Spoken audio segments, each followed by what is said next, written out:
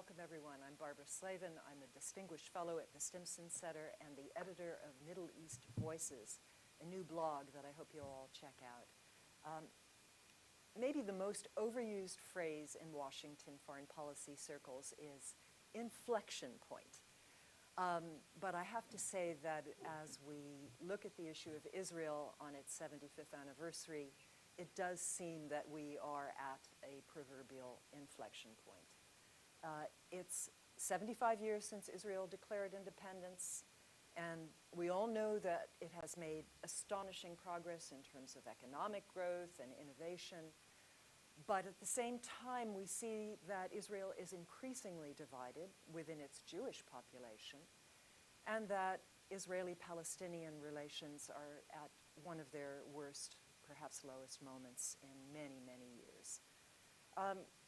We have a situation where the government of Israel is extremely right-wing, the most right-wing government in Israel's history, and it is pushing with so-called reforms that would undermine the independence of the Supreme Court and would minimize the protections that many Israelis and minority groups in particular now experience in Israel. At the same time, we have a growing rift between Israel and the United States, between Israel and many American Jews who are feeling increasingly uncomfortable supporting what looks like a burgeoning illiberal democracy. So we have a lot to talk about, and we want to focus on the situation, their situation in the United States, and we also want to look toward pragmatic solutions and recommendations. And we have a fantastic panel to talk about these topics. We're going to start with Meirav Zonshine, who is an Israeli-American journalist, a senior Israeli analyst with the International Crisis Group, and she's going to give us the situation on the ground. Then we're going to go to Yusuf Munayr, who is a non-resident senior fellow at the Arab Center, Washington, D.C., and he has written and campaigned extensively for Palestinian rights. We'll follow with Jeremy Ben-Ami, who's the president of J Street, an organization that says it is pro-Israel and pro-peace. And we're going to look to him for his analysis of the domestic American politics and how that is playing in terms of these rising tensions and issues. And then finally, Dina Esfandiari, who is senior advisor in the Middle East and North Africa Department of the International Crisis Group, and she's going to discuss Israel's regional role and how that may be shifting. As we carry on the conversation and have our preliminary remarks, I invite all of you to submit questions at stimson.org/questions, and we will get to as many of them as we can in this short time that we have to discuss this rather complicated topic. So let's begin. Meirav, you're there in Israel. What's the mood as the Knesset returns from a long recess? Is there any consensus on judicial reform? Are there any cracks in the governing coalition, particularly among the Likud members that we should pay attention to? And I'm also interested to know the status of the long-pronounced dead Israeli left. Are we seeing some new signs of life? So over to you. Thanks, Barbara. Hi, everybody.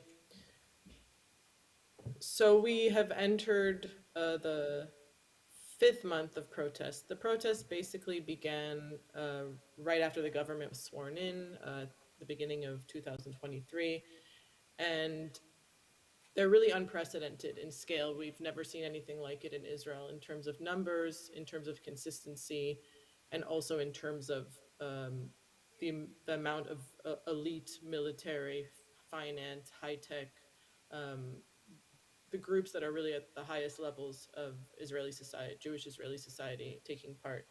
The Knesset had a break for the last month, and now we're back, and so we have to see what happens now. So far, the protest movement has achieved at least the suspension of what I would call the judicial overhaul. It's definitely, wouldn't call it a reform. This is very much an attempt by the far right government in power to completely centralize all of its power. Netanyahu is, as many of you probably know, been indicted on corruption charges and is looking to evade trial. So there's a lot at stake, and the people who are protesting feel that their status and their rights as Jewish citizens are at stake, whether it's gay rights or the economy or the stability of their lives. So they have been protesting with great fervor. And there really is a huge amount of people with different messages. There's also an anti-occupation bloc. It's quite small, but it's very, very loud. An anti-apartheid, anti-occupation bloc within the protest movement.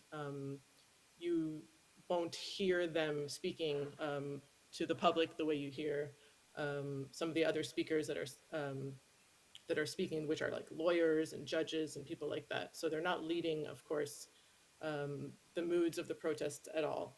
But it's important to keep in mind that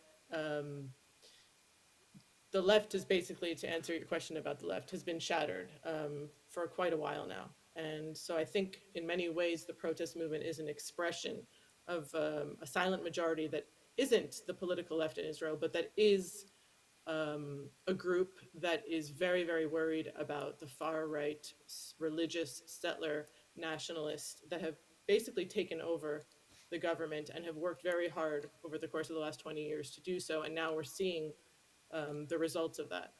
So, in many ways, the protest movement, in addition to being very much a movement against Netanyahu and his corruption and all that, it's also a movement against what they see as the country being hijacked by a settler agenda. Of course, this is more complicated because the settler agenda has been pushed by every government in Israel since its founding, including the Labor Party governments. So um, there's a lot to tackle there, but in many ways, this is a reaction to the far right, to the people in government like Itamar Ben-Gvir and Bezalel Smotrich, who are saying the quiet part out loud. They are talking about wiping out Palestinian villages and all that. Um, and I do want to get to other aspects of why it's important to also look at why these protests are actually eclipsing a lot of the dangerous reality on the ground that has to do with de facto annexation and moving towards de jure annexation. We might get into that a bit later. As far as the cracks in the Likud that you mentioned, that's something that I think is happening behind closed doors. It's not something that anybody is ready to take on yet, but there has been already a split in the right in Israel as a result of Netanyahu's corruption trial. And I believe that there are elements within the Likud who are very, very happy to see him go. The problem with that is that, very much similar to Abu Mazen and the Palestinian Authority, Netanyahu has centralized so much power in his party that if he were to leave, there would probably be a lot of chaos. And I think a lot of people are not in the Likud party are not ready to deal with that yet, and are afraid that the Likud, which already is losing a lot of popularity in the polls, would lose even further. So Netanyahu's seat right now actually seems very, very secure, and this government seems to be in a very secure position. I think I'll stop there for Okay. now. One quick follow-up. I understand that the Sure. Knesset has to pass a budget by the end of May. That's right. Yeah, so there was some speculation that perhaps this would be a way to bring down the government, but you don't think that's going to happen. I mean, the ultra-Orthodox parties have threatened that if they don't get what they want, which is a law to exempt them from military service, that they will threaten not allowing the budget to pass. Itamar Ben-Gvir now, as a result of the rockets from Gaza, which were a result of the death of Palestinian hunger striker Khader Adnan in an Israeli jail, who was held on and off for years without trial and administrative detention. Um, Itamar Ben-Gvir has called for a much harsher response, and he also has threatened to break up the coalition. But none of these parties have a better alternative. They all want to stay in this coalition because they probably won't be able to gain much from threatening it. So I think it's a lot of smoke and mirrors at this point. And Netanyahu certainly he also is threatening, telling them to leave, but he has every interest to keep this coalition together. He formed this coalition, and he's all in at this point. And is the quote-unquote judicial reform off the table now, at least for a I few don't think weeks? so. Um, I the people like Justice Minister Yariv Levin have spoken very, very openly about how they'd like to push it if there is no consensus or compromise reached. So there have been negotiations between some of the opposition parties headed by Lapid and Gantz at the president's residence. It seems like they're going nowhere. It seems like it's a way for Netanyahu to buy time. I do believe Netanyahu is interested in postponing this judicial overhaul, but ultimately, the right wants it to pass, and Netanyahu wants it to pass. And so, from the scenarios that could be are some kind of compromise that the protest movement would not be happy with, um, or simply going through with it, which would, completely change the rules of the game. Um, the possibility of the judicial overhaul being completely frozen would probably mean that the government at some point would fall apart. All right.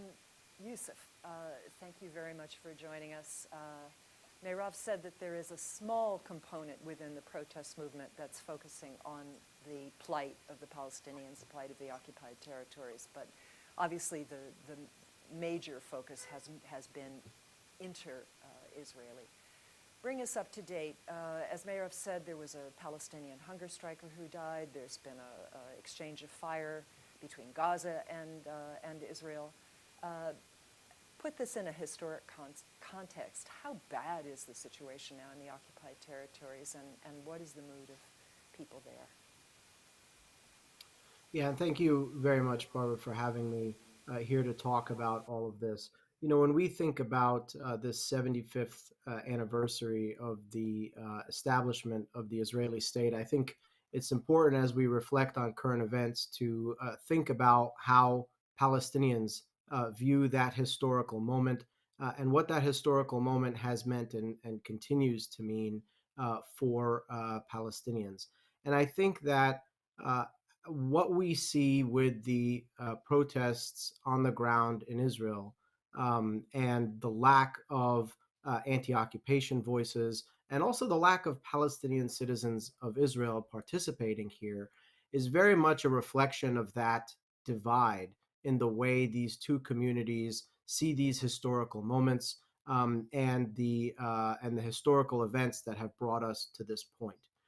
For Palestinians, the creation of the state of Israel was, of course, a very violent and traumatic event that led to the depopulation and the ethnic cleansing of the vast majority of the native inhabitants of Palestine from 1947 to 1949.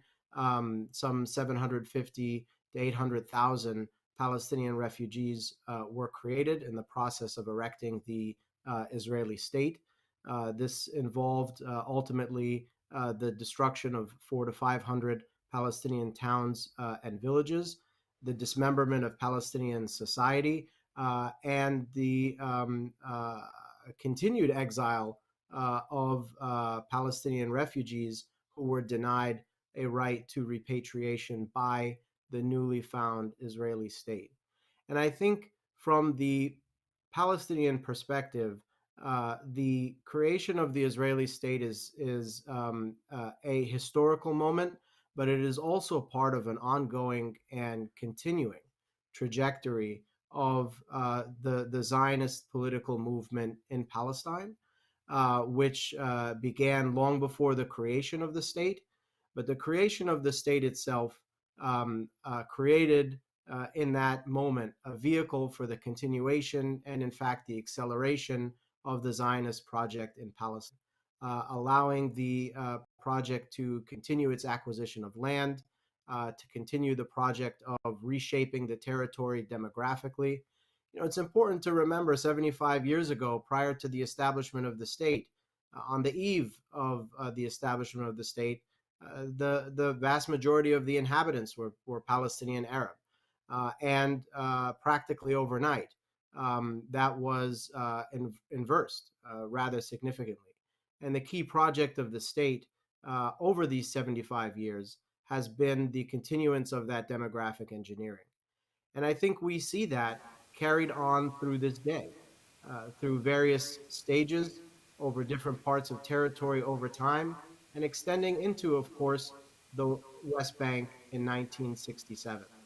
And this has a lot to do with the direction that Israeli politics has taken, of course, those elements within Israeli society that are supportive of settlement expansion in the West Bank becoming more and more dominant in Israeli politics, to the point where today they're really dictating the outcomes and driving Israeli state policy in ways that we've never seen before. What's playing out in the streets in Israel over the last few months now, I think really reflects this divided perspective, not just on history, but on the nature of the state as well. Among Jewish Israelis, this is a debate over Israeli identity, what kind of state they want to have, one that is more Jewish or one that is more liberal, at least towards its Jewish citizens. But for Palestinians, this has really never been a state for them.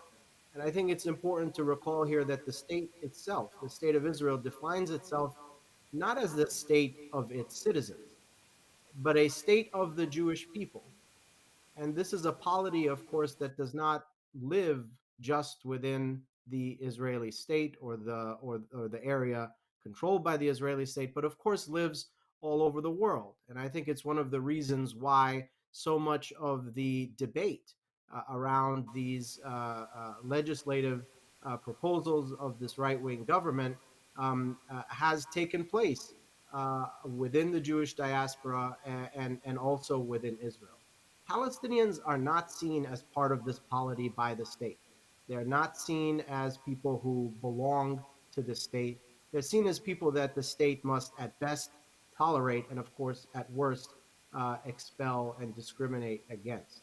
And so we are now well into 75 years of this process, and this has meant on a daily basis the oppression of Palestinians, the denial of their rights in different ways on both sides of the Green Line.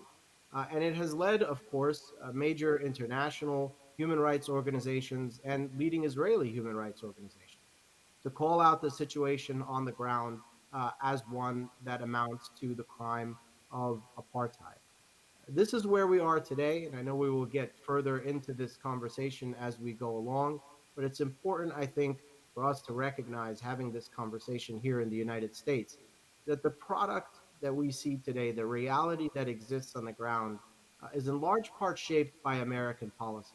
We have a lot to do with how we got here, and I think we're going to have a lot to do with how, if at all, we get out of here. That's a good point on which to segue to Jeremy.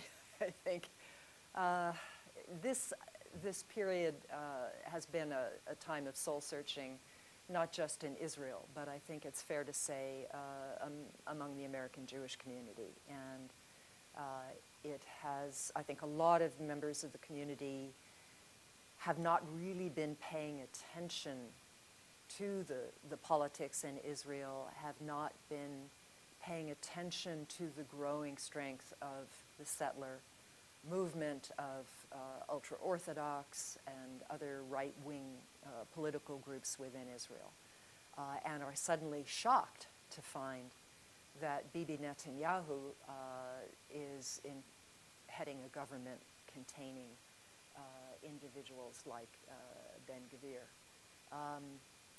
Jeremy, where are we in terms of American Jewish opinion and Israel? How much influence do you think the Jewish community in this country has? And how do you think the Biden administration has been navigating these issues with Israel? Small questions. Well, thanks, Barbara.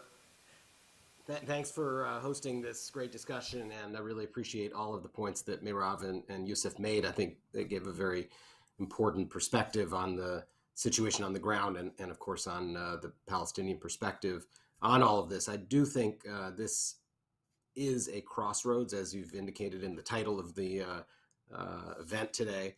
It is a crossroads for the state of Israel in terms of what its future will look like and what are the principles on which it is founded. I think in the American Jewish community, there has been a bit of a mythology over the course of 75 years about the state of Israel, and a lot of the community does not spend a great deal of its time learning, thinking deeply about what is happening. Roughly 40% of Jewish Americans have ever visited Israel. Less than 40% are members of American Jewish organizations. When you poll Jewish Americans, the vast majority of them feel a sense of connection to Israel. They cite it as part of their sense of identity, but it is not a deep knowledge.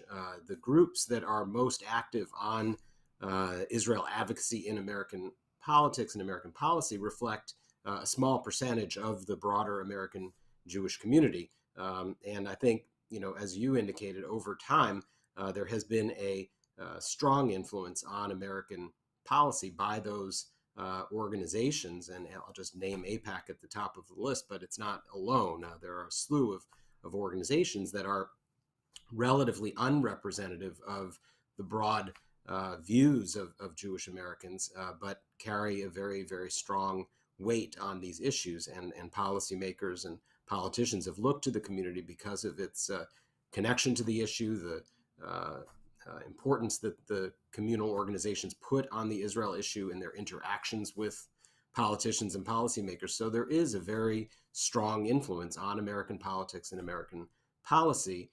And unfortunately, I think Yusuf would agree, that the influence has been used to ensure that support for Israel is provided in two basic ways that I would critique. One is a blank check in terms of the resources that Israel is provided, which are significant financial resources. And the other is blanket immunity, sort of a get out of jail free card from any international accountability for what it is doing. Some of the things that Israel is doing under international law, clearly are illegal and deserve to have the consequences that follow when you move civilians into territory that you have occupied militarily, and you don't rule those territories for the benefit of the people who live there, but you actually do it exclusively for the benefit of your own people, the occupying people.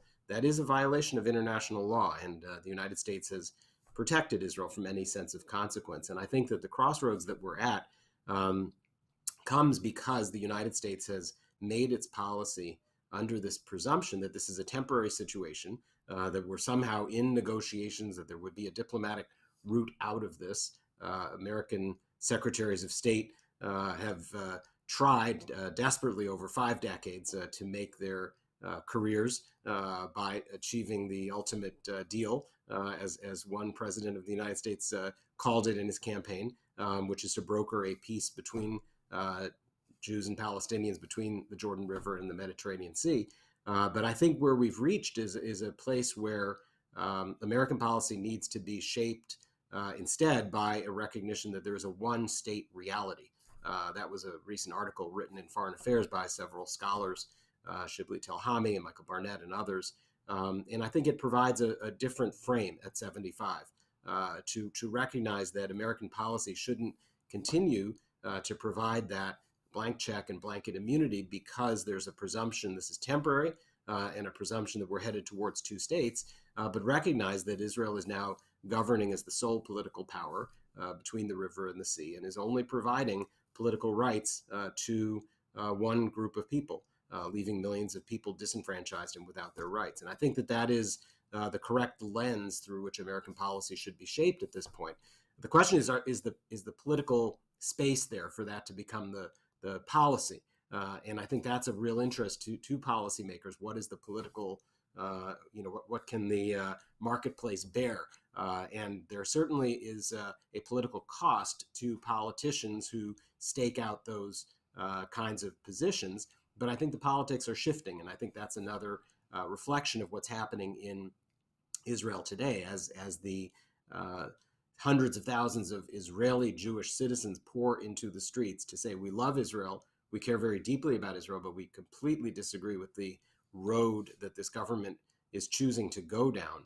That is providing a degree of space for Jewish Americans for the first time, I think, in large numbers, to begin to express similarly that they feel deep connectivity to the state of Israel, but they also now believe they can publicly disagree with what the government of Israel is doing. And when you have right-wing, ethno-nationalist, non-democratic, racist, homophobic leaders, and you have them in the United States, that's called the MAGA movement. And we know that the vast majority of American Jews oppose that movement in American politics, oppose Donald Trump, oppose this radical right-wing agenda in this country.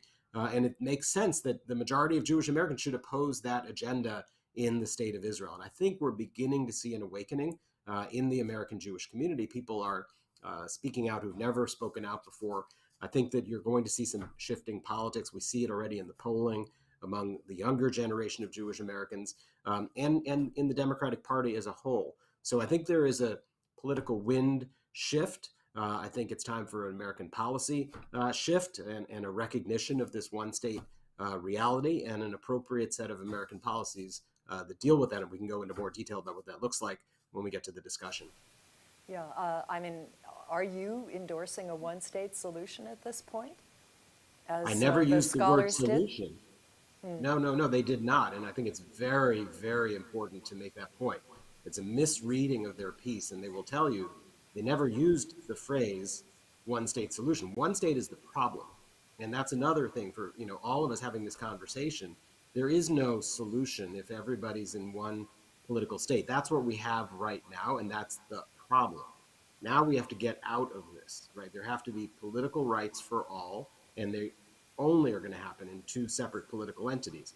That is not what that article said at all, but American policy is made and has been constructed for decades under the illusion that this is a temporary reality and that we should do everything we can to make it easy for Israel in order to get to a two-state solution. And by making it very easy for Israel, providing a blank check and blanket immunity, we've instead enabled all the policies that are deepening the one-state reality and making life worse for millions of people who don't have political rights. But that's not a solution. That's the problem. Okay, I am going to come back to some more specifics, but I want to go next to Dina. Dina, Israel is living in a complicated neighborhood, as we know. And under the previous U.S. administration, the Trump administration, we saw the so-called Abraham Accords that seemed to suggest that Israel could make peace with Arabs, but not with its own Arabs, not with Palestinians. I wanted you to tell us a little bit about how that is going, how, we saw when Bibi Netanyahu came in that he was absolutely salivating at the thought that Saudi Arabia, the greatest Arab prize of all, would somehow fall into Israel's lap and join the Abraham Accords. I believe that Mohammed bin Salman recently welcomed the leader of Hamas, as well as Mahmoud Abbas of the Palestinian Authority, for talks. So that doesn't seem to be going that well. And just in general, the sense of how well integrated Israel really is after 75 years in its own neighborhood. Sure. Thank you, Barbara, and thank you so much for having me. I would say that until a couple of months ago, arguably Israel was in a relatively strong position in the region. And I'm just putting aside its relations with the US in the region, really just itself in the region. As you outlined, it came to the Abraham Accords with some Gulf Arab states and others. They were proceeding as planned. Countries like the UAE and Bahrain had established multi-level relations with Israel, economic relations, technology exchanges, and that had even extended to the military and intelligence sphere. Although those are the areas that obviously progressed the slowest. While the accords were problematic internally in those countries, they progressed as though there was no issue. So it didn't really matter that it was that in some cases some of those populations didn't really accept them. When tensions increased between the Israelis and the Palestinians, the Gulf Arab states that were party to the Abraham Accords would make statements, would just come out and speak about it. But honestly, beyond that, they wouldn't do much more. They talked about the Accords giving them leverage over Israel, but I think we've seen now that that's largely been quite empty. The Emiratis, for example, in February drafted a UN Security Council resolution text condemning Israeli settlements, but then on the eve of the vote, they didn't put it through. With Saudi Arabia, while Israel hadn't succeeded in its goal of normalizing with Saudi Arabia, it seemed like things were progressing okay. I think on the Saudi side, the belief was that this wasn't going to happen anytime soon, that they got all the benefits of dealing with the Israelis without actually having to normalize with them. And that instead, the Saudi elite was basically preparing its population slowly but surely, but really over the long term, at the prospect of normalizing with Israel, but way down the line. I think there was a bit of a mismatch. I think the Israelis thought it was going to happen a lot sooner, or certainly they made it seem like they thought it was happening a lot sooner. But the Saudis were very cautious about it all, and in the meantime, they were presenting themselves as the defender of Palestinians and the Palestinian cause. Other than the Abraham Accords with Iran, again up until a few months ago in the region, you could argue that their policy of containing and rolling back the Iranians was somewhat successful. They were targeting Iranian positions in Syria quite actively with very little response from Tehran. They were conducting sabotage operations inside Iran. There was, tit for tat attacks in regional waters, and all of their efforts seem to be signaling to Iran that they were present in the country, that they were able to stop Iranian advances in the region all over. It didn't matter what arena it was in; the Israelis were there. So again, they seemed relatively successful in that as well. Perhaps the only slight setback was the failure of the so-called Middle East NATO that they tried to put in place. I believe it was last summer, which received quite a lot of pushback from the Gulf Arabs. But that was the case until about 2 months ago. 2 months ago, you had the Iran-Saudi deal that happened I think it's earlier mid-March. That was a bit of a surprise, and I think Israel was worried about this deal potentially emboldening Iran and dampening Saudi desires to normalize. Although, as I've said, I don't think Saudi desires to normalize were quite there yet. It didn't help that the signing the deal was accompanied by rocket fire into Israel from Gaza and Lebanon. That there are reports of the shadow war between Iran and Israel increasing because Iran is recruiting in the region, or reportedly recruiting in the region to target Israel. This could be the effect of Israeli targeting over the last few years of Iranian positions in the region as well, that Iran hasn't really responded to. And also, yes, you are seeing growing Iranian confidence in the region. I think Tehran believes that it's sufficiently politically entrenched and comfortable enough in different regional arenas to allow a measure of de-escalation with the Gulf Arabs, and to even potentially allow Gulf Arab money in countries where it has a lot of influence. The deal itself is progressing relatively rapidly. The visits are being conducted between the two countries. We saw the Saudis help Iranian evacuations in Sudan a couple weeks ago, and that's happening just as you highlighted. It looks like Saudi Arabia is rebuilding ties with a different part of the Palestinian society and political elite. Hamas was in Saudi Arabia for Umrah. Mahmoud Abbas visited Saudi Arabia. And again, that happens just as Saudi Arabia starts to impose conditions, or reportedly impose conditions to normalization by asking for security guarantees from the US. So all of that And of course, normalization with Syria is also happening, or at least the Saudis are pushing for normalization with Syria.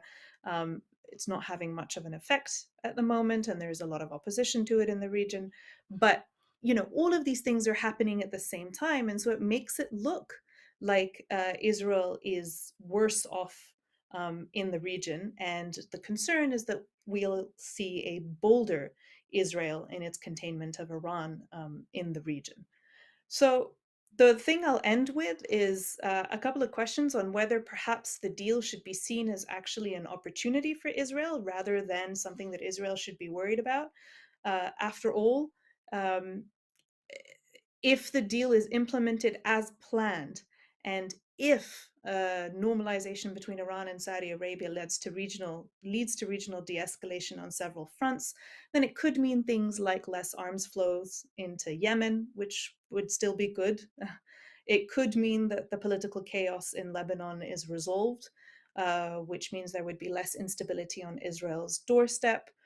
We could see an improvement in Iran's attitude on the nuclear file, which arguably we have seen in the last couple of days with the reinstallation of IAEA cameras, reportedly either in progress or about to happen over the next few days. Um, so all of those things could be good for Israel. Yeah, I think I'll stop there for now. Yeah, well, that's the most optimistic assessment I've heard, I have to say. I mean, we have to also mention that Bibi Netanyahu campaigned so hard against the Iran nuclear deal. We're coming on 5 years now since Trump withdrew, and Iran is in every way more dangerous than it was 5 years ago, I should think, from the Israeli perspective. So, way to go, Bibi, way to go, Trump. Yeah. I'm going to ask each of you one quick follow-up, and then we're going to move to some of the questions that are coming in from our audience, from our online audience. I guess for Meirav, how much of a critique is there of Bibi for falling down on the job on foreign policy, and for the tensions with the United States? Now, we haven't talked in specifics about how Joe Biden has handled it, but he did criticize Bibi for pressing for this Supreme Court change and called for consensus before such a drastic change. And Bibi has very conspicuously not been invited to the Oval Office since he came back into power. One presumes that behind the scenes some fairly strong language has also been exchanged. So has Bibi lost his touch? I've seen him on every major American news program, but that's all been virtual. He hasn't been in D.C. Yes, he hasn't been in D.C., and he has not been in the UAE either since the signing of the Abraham Accords. I think his visit there has been canceled 4 or 5 times, and those are things that are not unnoticed. They don't go unnoticed, and I think he's lost a bit of his touch. I mean, there's talk in Israel about how he used to captivate people here and abroad, and I think that he's lost some of that. I mean, even the discussion over the Iran nuclear threat, which is what he has built his career on, you don't even hear him talking about it that much lately. He did talk about it on Meet the Press, I think, or no, Fareed Zakaria. Sorry, go ahead. I mean, he certainly mentions it, but he hasn't been campaigning on this issue. And you would think that now, with Iran at 87% enrichment, that this would be the thing that he's drumming all day long. So that's something that's quite peculiar. And as far as the foreign policy credentials, I mean, I think the military establishment is very, very upset with Netanyahu, doesn't trust him. I think he's lost their loyalty, really. He fired his defense minister and then kind of took it back. I mean, this is someone in his own party. And the entire protest movement erupted as a result. So Netanyahu is definitely decided that this is worth it for him for whatever reason. I don't know what goes on exactly through his head, but the strategy as far as national security, if you ask any Israeli military official, they'll tell you that he is endangering Israel. And that's, as a result, you have basically not only his defense minister, but the Air Force that is the bulk of Israel's power in the region. The people saying that they're no longer going to serve if this judicial overhaul goes through, that they're not going to go to training, that they're not going to go in because they're changing the rules of the game on them. I mean, they obviously have their own interests to protect, but the point here is that Netanyahu has lost the military and that his far right government is actually anti-military in a lot of ways, despite the fact that they obviously need the military to enforce the annexation and the occupation in the West Bank, and to an extent in Gaza. You have the people that are in his government are basically acting against the police and the military by saying you're not doing enough. And you have this divide between people who have risked their lives, uh, their children risk their lives, and then they see a government that really is only interested in exempting people who want to study all day in yeshivas, not going into the army. And all of this, so all of this anger is definitely towards Netanyahu, and also towards his coalition. And I think he's lost his reputation for being Mr. Economy, Mr. Security, all those things. Now Israel is in a very dire place, or at least threatened to be in that dire place. Yeah, Israel's bond rating was downgraded. Has the currency also been dropping against the dollar? I would presume so. It has been. I mean, I think the credit rating hasn't dropped yet, but people are warning that it will. And I do believe that, I mean, the high-tech industry here brings in so much of Israel's economy, and people are already starting to move out of here. They don't need to be based here anymore. That's certainly a threat. I mean, the elite is very concerned, that's for sure. Yusuf, this would seem like a great opportunity for the Palestinians to put forward their case. But we have Mahmoud Abbas, who I believe is, 88? Many of the Palestinian activists in the West Bank are facing problems with the PA and its security forces. We have new groups that have popped up that are not answering to the PA, that are not answering to Hamas. How chaotic is the situation politically for Palestinians now? Well, the situation on the ground today for Palestinians, particularly those in the West Bank and Gaza, is perhaps as dangerous as it's been in a very, very long time. The United Nations documented the year 2022 as the single deadliest year for Palestinians in the West Bank, killed by Israeli fire in some 2 decades. And 2023 is off so far on a pace to far exceed the previous year. So that gives you a sense of the dangerous situation on the ground.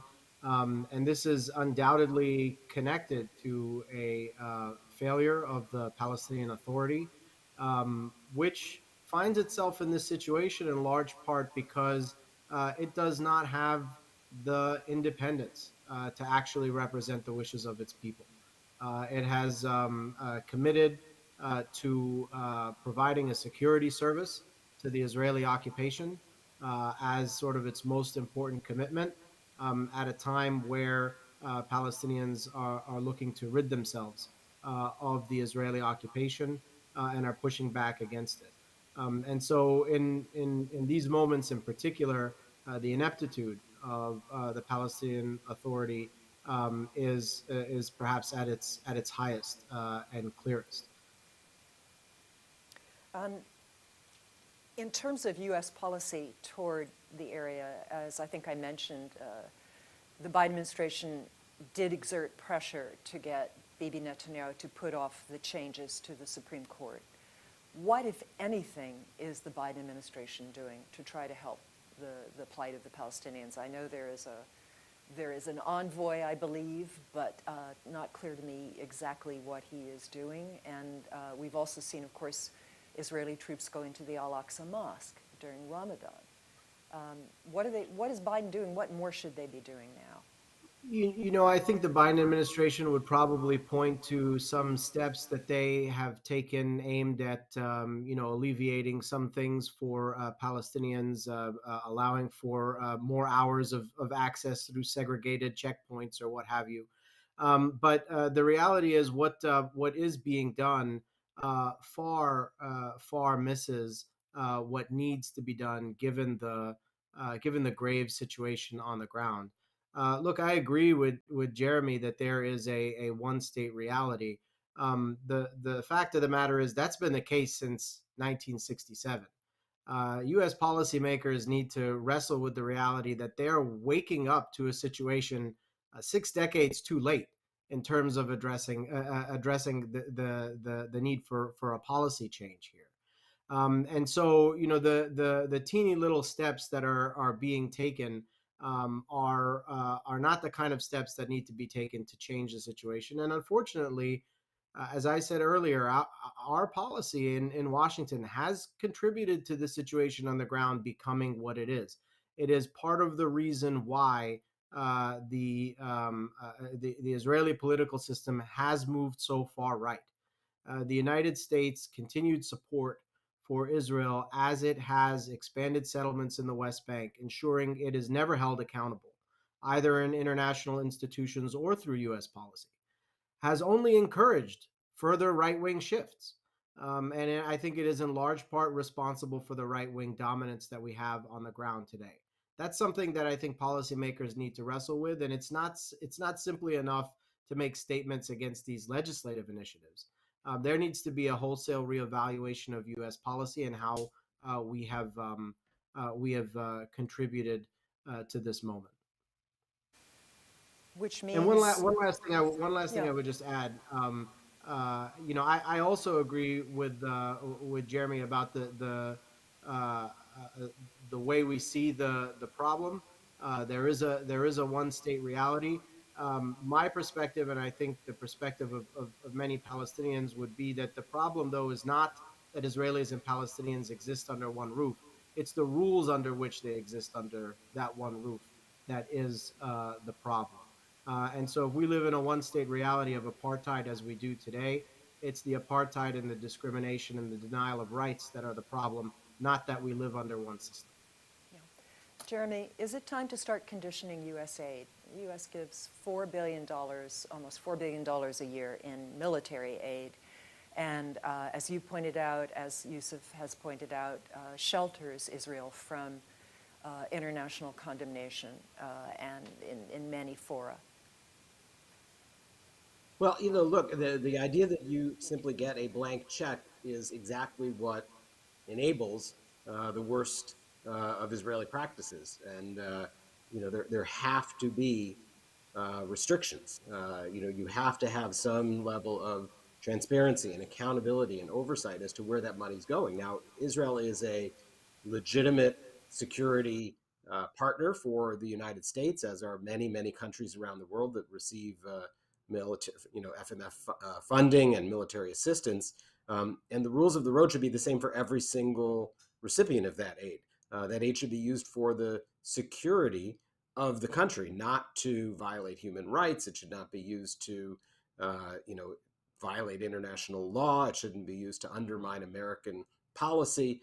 That's where the problem is. It isn't that the money's being provided in the first place. It's where it's going, and the fact that we don't ask questions and we don't know where it's going, and the money simply deposited on day one in the accounts of the state of Israel that then goes ahead and spends it, as opposed to every other country where we review everything that is purchased before the actual purchase is made. And so there's just a lot that should be done to bring the way in which we provide what is legitimate security assistance. I think that, for instance, the Iron Dome system, it advances peace. When rockets don't land on Israeli schools or school buses or civilians' heads, that means that Israel isn't going to strike back with 10 times more force and kill 10 times more Palestinians. And so I view things like Iron Dome as an investment in peace. And so I wouldn't want to stop that money from flowing, but I do want to ensure that the money isn't being used to enable settlers to run rampant over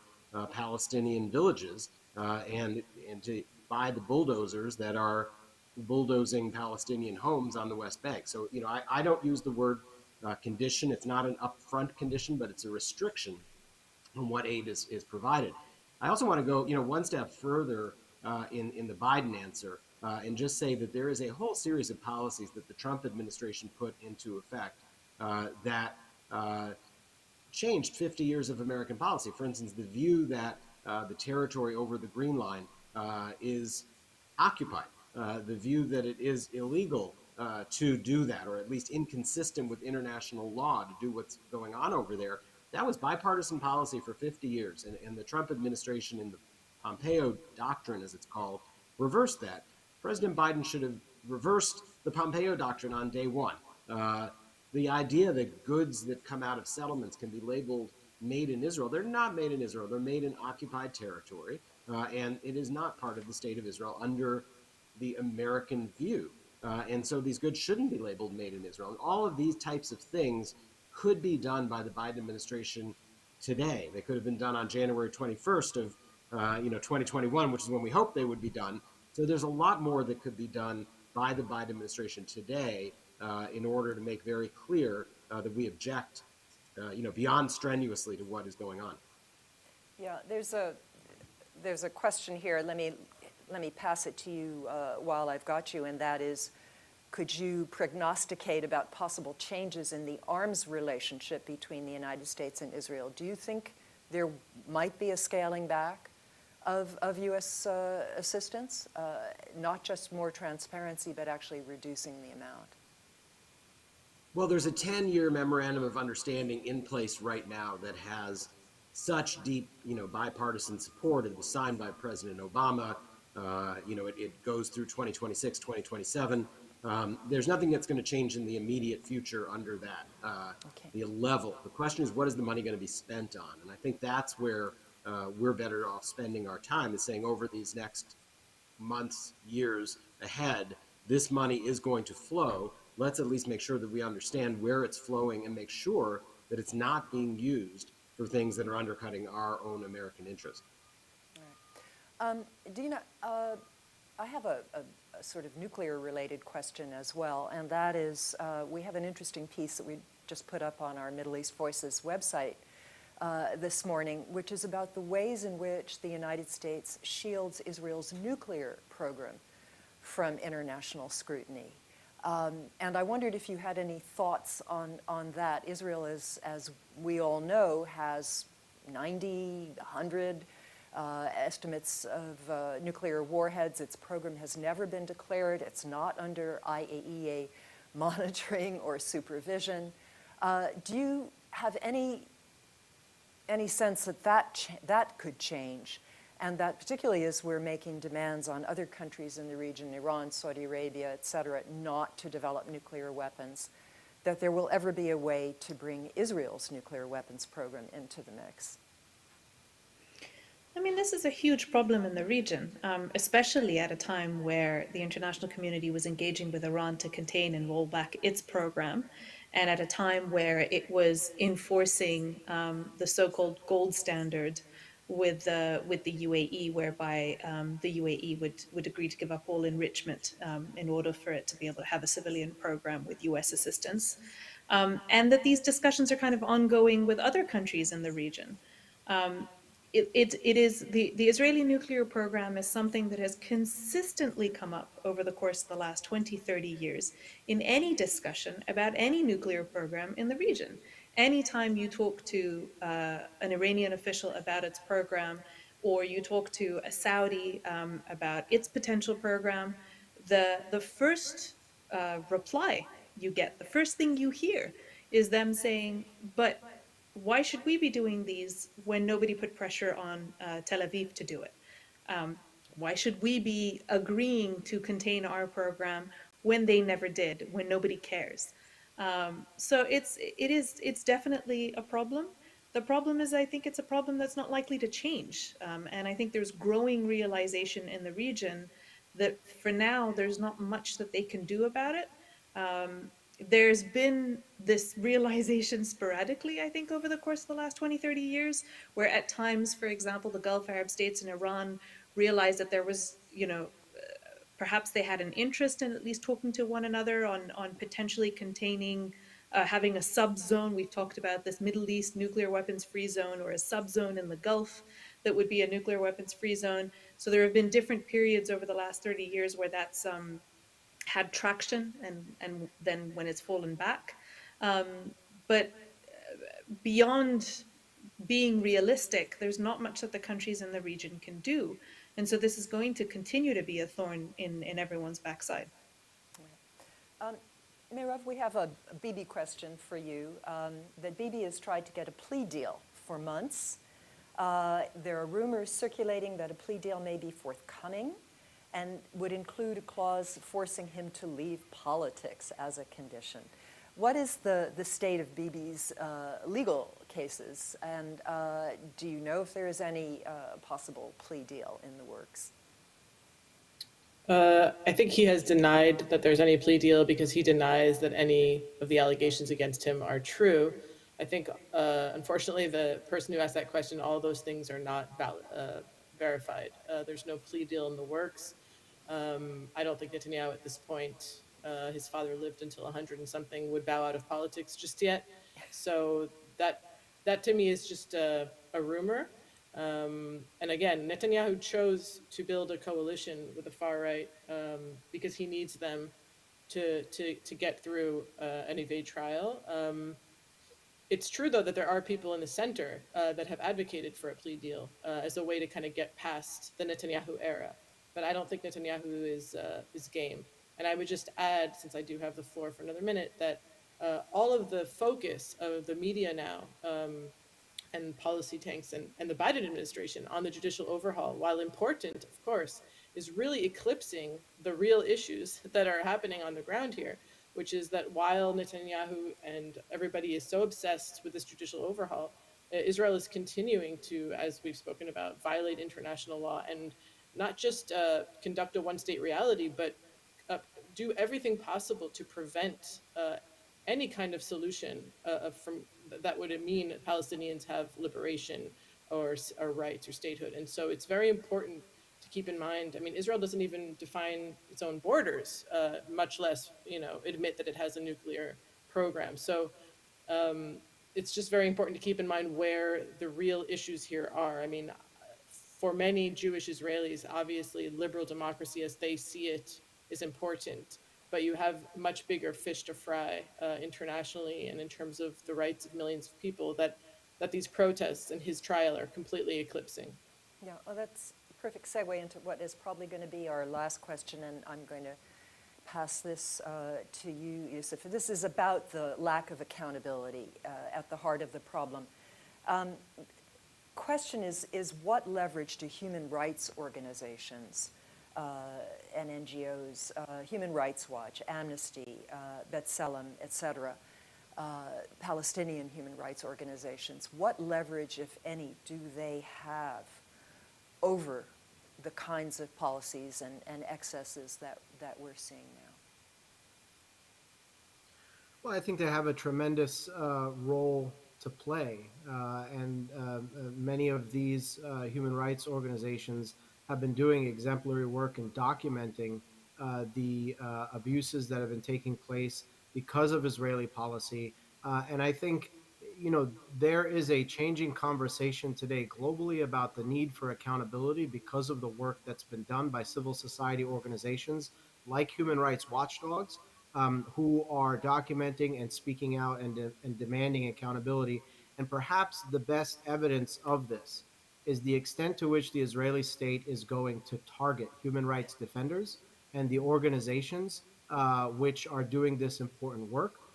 They've carried out campaigns against groups like Human Rights Watch, Amnesty International. They've targeted groups that like B'Tselem, an Israeli human rights group, and of course, a slew of Palestinian human rights organizations. The kind of regimes that do that, the kind of regimes that go after human rights defenders, organizations that are known around the world for standing up for those victims of human rights.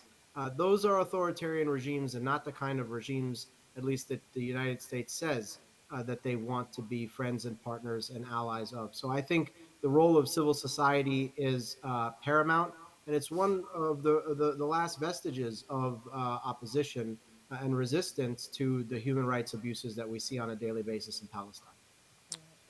Well, I knew this hour would go incredibly fast, and indeed it has. I am very grateful to all of you. As someone who used to follow this issue in depth and got kind of distracted by other things for a few years and now has come back to it, I think it remains a central focus for peace in the Middle East. I don't believe there will be until we see some progress on this front. And I hope I think everyone has offered constructive criticism and constructive views, and I encourage you to continue, all of you, your very excellent work, and I thank our online audience as well. Please check out Middle East Voices and see some of the articles we've written on the topic of Israel and its place in the Middle East.